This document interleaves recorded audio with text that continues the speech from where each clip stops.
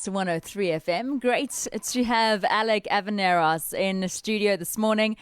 Alec normally comes in on a Tuesday just after 8 o'clock. We've been speaking about self-care for about 2 weeks now, Alec. Yeah, Okay. we're trying to get the message across to people that looking after your health and wellness should be viewed as health care. And exercise is not something that you squeeze into your leisure time, but something that you really need to take seriously along with your nutrition and your spiritual well-being. So we sort of focus on those three areas. There are many others as well, but if those are your core focus, you are bound to make significant progress. Alec, let's talk about self-sabotage because we don't realize what exactly is self-sabotage. And sometimes we just think it's just normal behavior. And at the end of the day, it is causing self-sabotage and then affecting our self-care as well at the same time. Yeah, unfortunately, we're very critical of ourselves, and especially the ladies. Um, it's very difficult to be content with who you are, and to know that God loves you regardless of whether you've put your makeup on or not. And that goes further, and there's this distinction between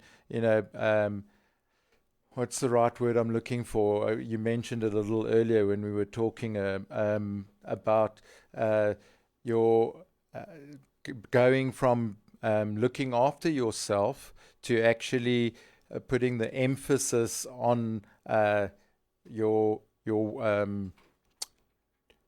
from a Christian point of view. I'm tongue tied here today. You're trying to not to belittle yourself so that you don't. It doesn't. You, instead of looking after yourself so that you can look after, love, serve, and care others, you're Neglecting yourself. yeah, you neglect yourself, but you think that you are that is It's what. out of vanity, Yes, perhaps. I think vanity. that's where we kind of think in the Christian sense that if you are doing self-care, you're looking after yourself, you're focusing on yourself to get stronger, look better, you are becoming more vain and self-centered instead of Yes. seeing it as strengthening yourself in order to do the purpose that it is that God has in store for you.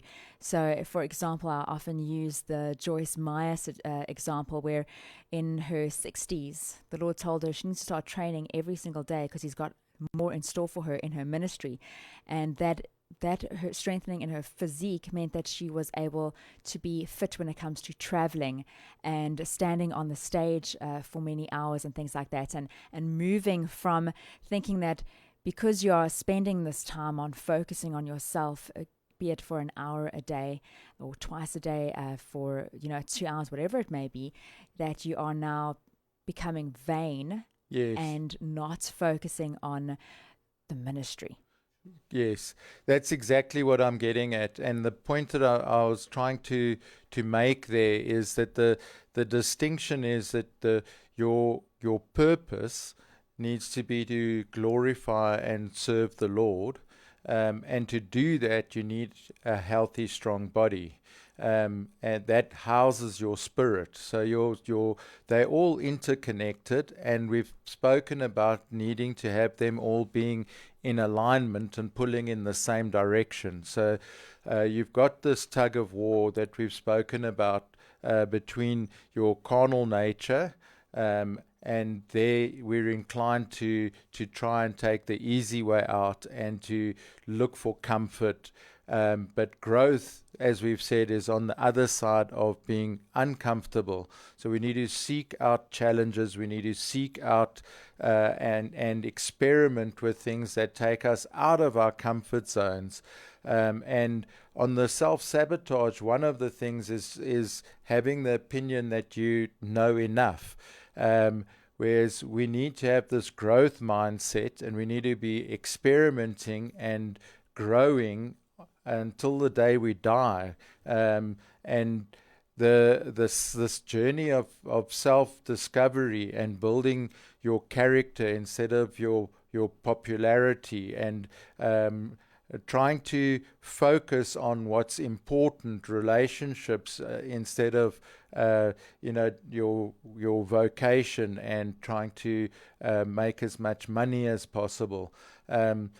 So if we bring that back to health and wellness, people are very inclined to take the shortcuts, and they are wanting to they use, for example, steroids to try and get the biggest, best physique. If only they knew how bad that is for them. It's not spoken about enough, potentially, because they're getting these instant results right now, but in the long term, it's detrimental to their health. Yeah, we won't go into all those details today, but I couldn't agree with you more.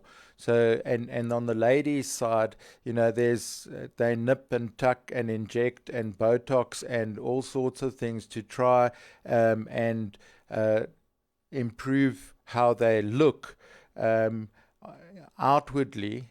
But if you understand who you are in Christ, and you understand that that is irrelevant, and what other people actually think of you is way less and of no importance in comparison to being in right standing with the Lord. So the only free gift and the only easy solution is giving your life to the Lord. You don't need to do anything there to actually, it's through grace that we are saved. That for the rest, you have to work at it. You have to work at your health and your nutrition and your exercise, and trying to be the best you can possibly be, not for the sake of it, but for the sake of being able to better love and serve and care for others. You put it so nicely, Alec, and that is, you can do all these shortcuts, but I'm thinking you could be the most beautiful woman in the world, the strongest guy in the world, but ineffective in the kingdom. And it's all about kingdom work at the end of the day, isn't it? It's about being fit enough to go on this journey. Paul talks about it, the fact that we are running this race, and we need to be able to run this race and be strong right until the end as well. It's not just about running your race for X amount of time and then you get to your 80s and you say, okay, I've done enough. We've got to be serving the kingdom till the very last breath, basically. And that is why it is so important that we do take self-care into a different mindset, to know that it's not about being vain. It's about doing the work of the Lord. Yeah, so let me just pick up. You used Joyce Meyer as an example. I had recently, my mother came to visit. She's 80 years old. For as long as I can remember, she's had neck, back, and shoulder pain and issues, and she always turns to me to massage out the knots and relieve the pain. This last time she was here at 80 years old, I introduced her to Indian clubs and taught her how to swing Indian clubs.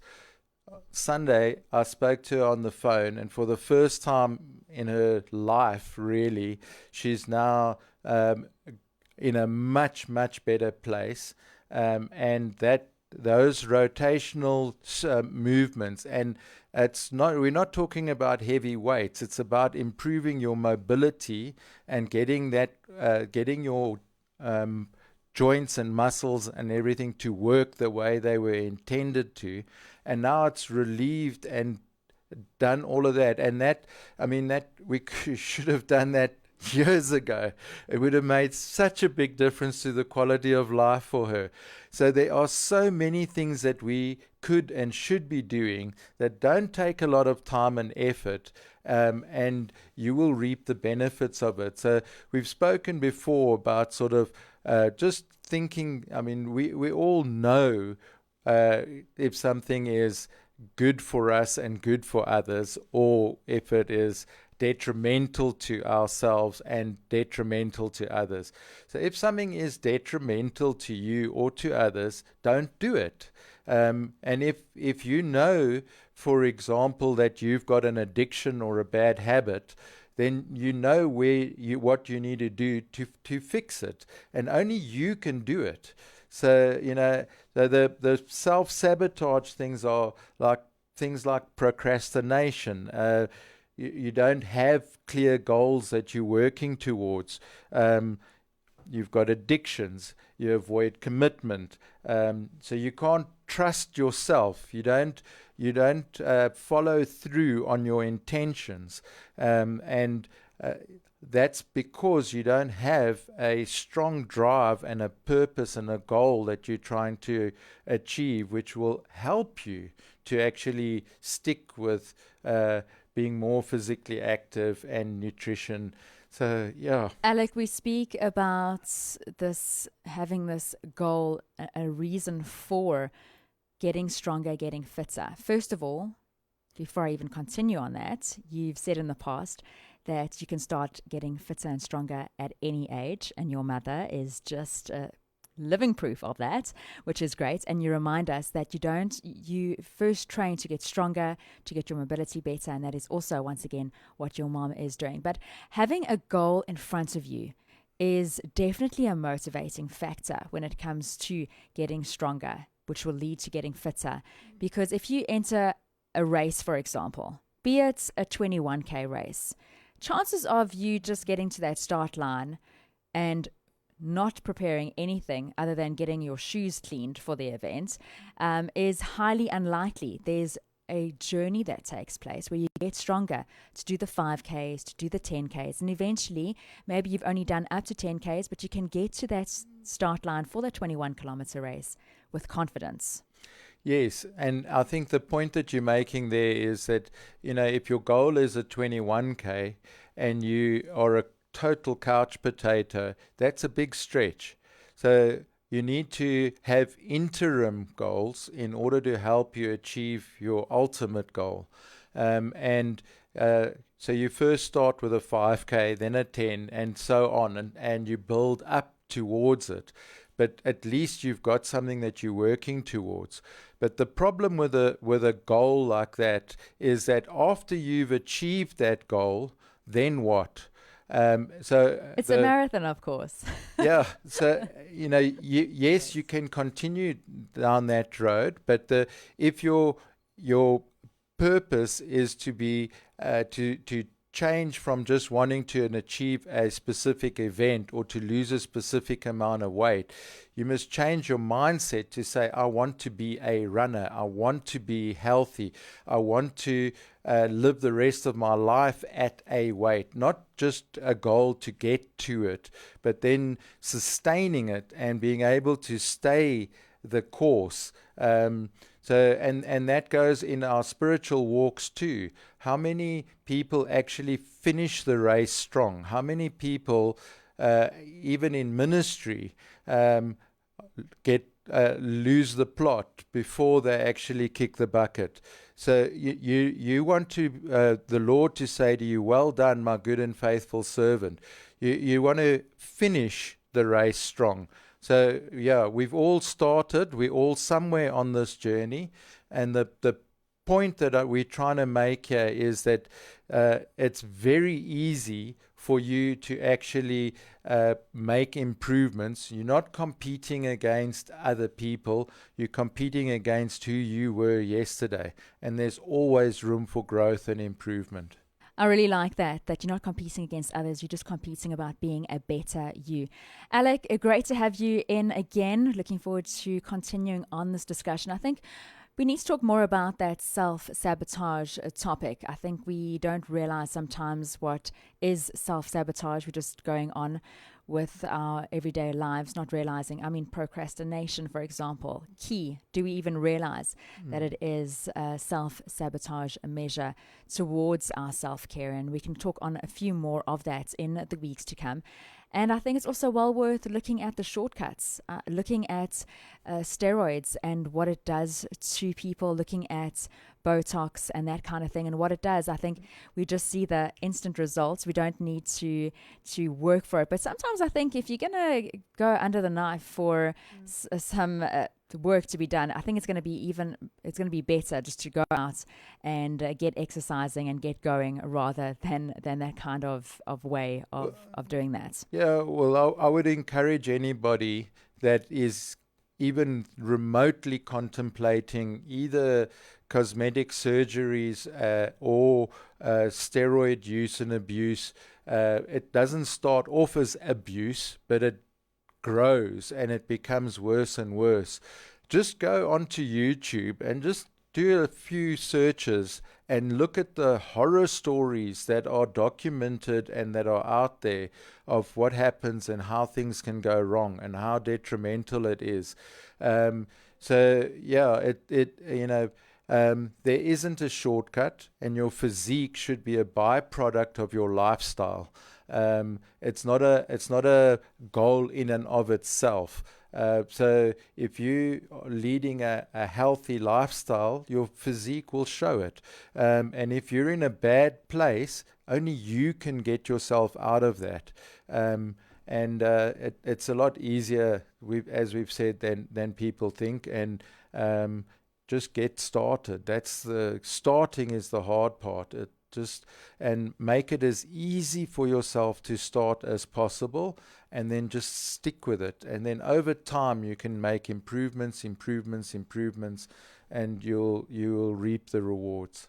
Some great self-care advice given to us by Alec Averinos from Almighty Warrior. Great to have Alec in again. We look forward to having you in again next week, Tuesday, just after 8 o'clock. We're going to go into news headlines shortly after this song.